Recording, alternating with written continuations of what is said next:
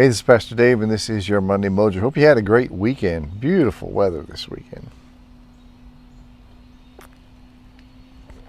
So yesterday I was preaching on the calling of the disciples.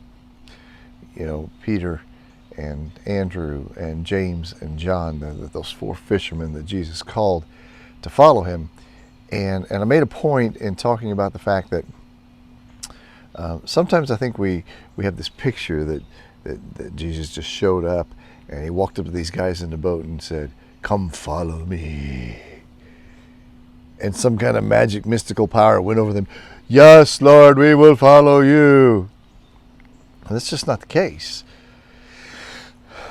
They had already known of Jesus. They had already seen Jesus. And I love the way in The Chosen they actually have Matthew sitting up on the shore watching from a distance when the miracle catch of fish happened. And so I think it's dangerous for us to have this idea that Jesus had some kind of magical, mystical power over people to get them to follow him. Actually, it was very different than that.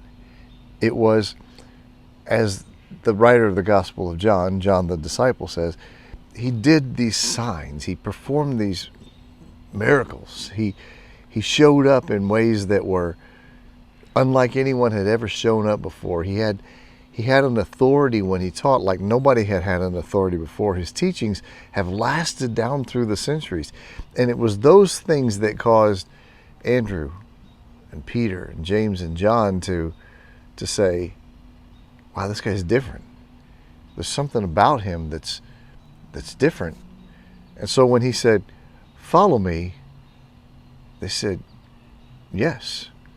And James and John left their dad and his boats there and said, "Yes, I'll follow you." And Simon the Zealot said, "Yes, I'm going to leave these ways of war and follow you." And even though they all said yes to follow him, they still had no clue what that meant. They saw something in him that was worth trusting. Why is that important? I think it's important because sometimes we try to get people to believe in Jesus just by some magical, mystical, "He is Jesus, believe in him," rather than giving them hard truth evidence of the difference he's made in our life, even of the differences that you find in the gospel when you become a real student of Matthew, Mark, Luke, and John of Jesus' life. Then you have these real evidences that at least a rational person would at least have to spend some time chewing on.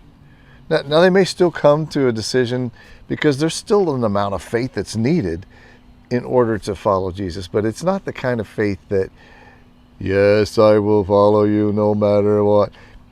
It's based on reason.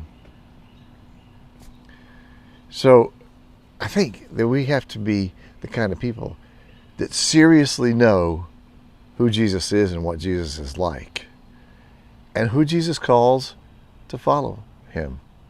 What are the qualifications?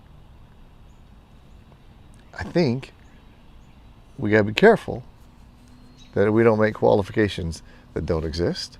And we got to be careful that we don't ask people to follow a Jesus by just faith, rather than by, here's some pretty good reasons, not the least of which is this.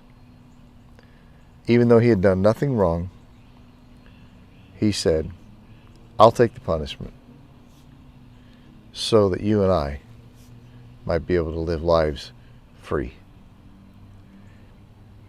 That's at least worth giving some thought to. Anyway, kind of a different Monday Mojo today, but I hope it was helpful. Have a great week.